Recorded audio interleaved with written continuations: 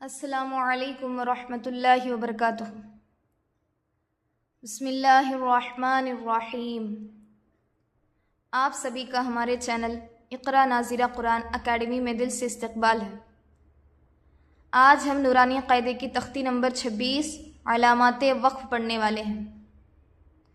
علامات وقف کا مطلب ہے قرآن کریم میں دیے گئے علامات، وہ نشانات جن سے ہمیں پتہ چلتا ہے کہ قرآن مجید پڑھتے وقت کہاں رکنا ہے اور کہاں نہیں رکنا ہے، اور کہاں سانس توڑنی ہے یا نہیں توڑنی ہے۔ یعنی قرآن پاک پڑھتے وقت ہم اپنی مرضی سے ہر جگہ نہیں رک سکتے۔ قرآن کریم میں کچھ خاص علامات دی گئی ہیں۔ ان علامات کو دیکھ کر ہمیں وقف یعنی رکنے کا حکم معلوم ہوتا ہے۔ تو چلیے سبق شروع کرتے ہیں۔ اعوذ باللہ من الشیطان الرجیم، بسم اللہ الرحمن الرحیم۔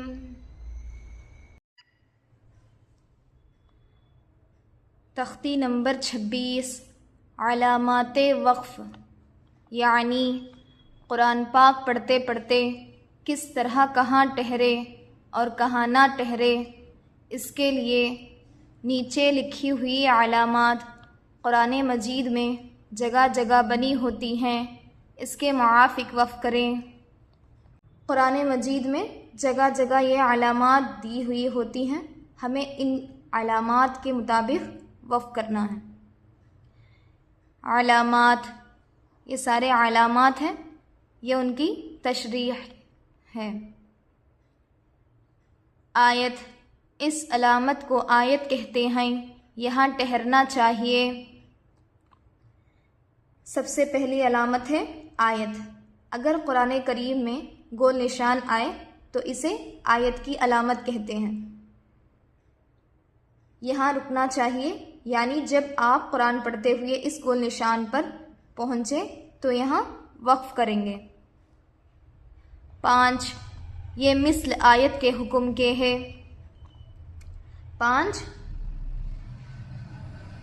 یہ علامت بھی آیت والی علامت کے حکم میں ہے، اسی لیے یہاں بھی رکنا چاہیے۔ میم، یہ وقف لازم کی علامت ہے، اس پر ٹھہرنا ضروری اہم ہے۔ اب آتی ہے میم، وقف لازم کی علامت ہے، اس کا مطلب ہے یہاں رکنا ضروری ہے، یعنی اگر قرآن مجید میں میم کی علامت آئے تو یہاں وقف کریں گے اور سانس توڑنا ہے۔ تو وقف مطلق کی علامت ہے، اس پر ٹھہرنا چاہیے۔ اب آتا ہے تو، وقف مطلق کی علامت ہے، اس پر رکنا چاہیے، یعنی قرآن پڑھتے ہوئے جب یہ علامت آئے تو یہاں وقف کرنا چاہیے۔ جیم، وقف جائز کی علامت ہے، یہاں ٹھہرنا بہتر ہے۔ اب آتا ہے جیم، وقف جائز کی علامت ہے، اس کا مطلب ہے یہاں رکنے کی گنجائش ہے اور یہاں رکنا بہتر ہے۔ زا، یہاں ٹھہرنے کی اجازت دی گئی ہے۔ زا کی علامت پر رکنے کی اجازت ہے، یعنی اگر ضرورت ہو تو یہاں رک سکتے ہیں۔ صاد، یہاں ضرورت کے وقت ٹھہر جائے تو رخصت ہے۔ اب ہے صاد، اس کا مطلب ہے ضرورت کے وقت یہاں رکنے کی رخصت ہے، یعنی اگر سانس کی ضرورت ہو تو یہاں رک سکتے ہیں۔ قاف، یہاں ٹھہرنے میں کوئی حرج نہیں۔ قاف، یہاں ٹھہرنے میں کوئی حرج نہیں۔ کاف، اس کا مطلب یہ ہے کہ پچھلی آیت میں جو علامت آ چکی ہے وہی یہاں بھی ہے۔ اس علامت کا مطلب یہ ہے پچھلی علامت کا وقف کا حکم یہاں بھی سمجھا جاتا ہے، یعنی پچھلی جگہ جو علامت اور اس کا حکم تھا وہی یہاں بھی ہے۔ مع، یہ معانقہ کی علامت ہے، 2 جگہ 3 نقطے لکھے ہوتے ہیں، ان میں سے ایک جگہ ٹھہرے اور ایک جگہ ملا کر پڑھے۔ یہ معانقہ کی علامت ہے، اس میں قرآن کے اندر 2 جگہ 3 ڈاٹس دیے ہوتے ہیں۔ اس کا مطلب یہ ہے دونوں جگہ نہیں رکنا ہے۔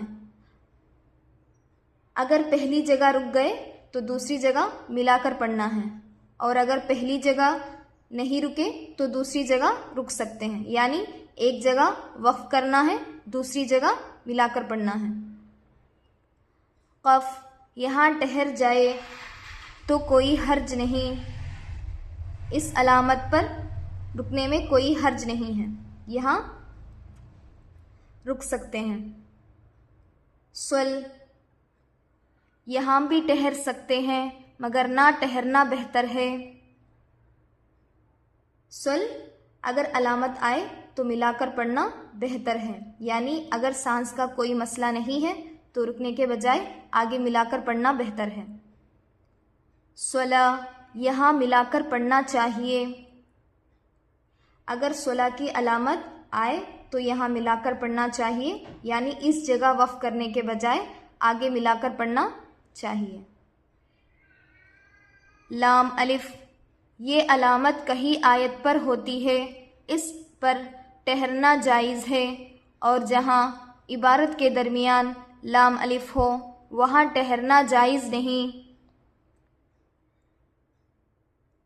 اب دیکھیے لام الف، اس کو دھیان سے سمجھنا ہے۔ اگر لام الف آیت کے اخیر پر آئے تو رکنا جائز ہے، لیکن اگر عبارت کے درمیان لام الف آئے تو وہاں رکنا جائز نہیں ہے۔ آیت کے درمیان میں اگر لام الف آئے تو وہاں نہیں رکنا ہے، یعنی آیت کے اخیر پر آئے تو رک سکتے ہیں، عبارت کے درمیان میں آئے تو نہیں رکنا ہے۔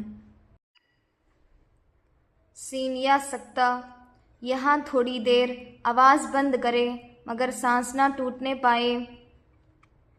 اب ہے سکتہ، سکتہ کا مطلب ہے تھوڑی دیر آواز بند کرے لیکن سانس نہیں ٹوٹنی چاہیے، یعنی یہاں تھوڑی دیر رکیں گے لیکن سانس نہیں توڑیں گے۔ وقفہ، یہاں سکتہ سے زیادہ آواز بند کرے اور سانس نہ ٹوٹنے پائے۔ وقفہ، وقفہ میں سکتہ سے زیادہ دیر تک آواز بند کی جاتی ہے لیکن یہاں بھی سانس نہیں توڑنی ہے، یعنی سکتہ تھوڑی دیر آواز بند کر کے رکھنا ہے، وقفہ سکتہ سے زیادہ دیر تک آواز بند کریں گے، دونوں میں سانس نہیں توڑنا ہے۔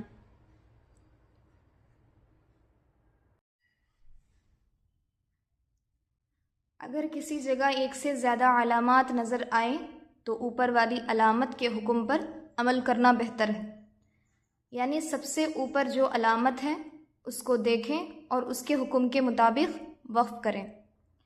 کبھی پڑھتے وقت آیت کے بیچ میں سانس ٹوٹ جائے تو تھوڑا پیچھے سے ملا کر پڑھتے ہوئے اس آیت کو مکمل کر سکتے ہیں، یعنی سانس ٹوٹ جائے تھوڑا پیچھے سے دوبارہ شروع کریں اور آیت کو مکمل کریں۔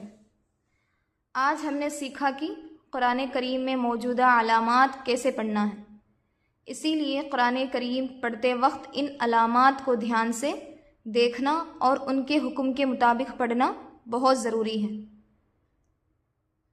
الحمدللہ، آج کا ہمارا تختی نمبر 26 علامات وقف کا سبق یہی مکمل ہوتا ہے۔ آپ اس سبق کی اچھی طرح سے مشق کیجیے اور ہر علامت کو سمجھ کر پڑھیے تاکہ قرآن کریم کی تلاوت صحیح طریقے سے کر سکیں۔ انشاءاللہ اگلے سبق میں ہم نورانی قاعدے کی تختی نمبر 27 اجرائے قواعد پڑھیں گے۔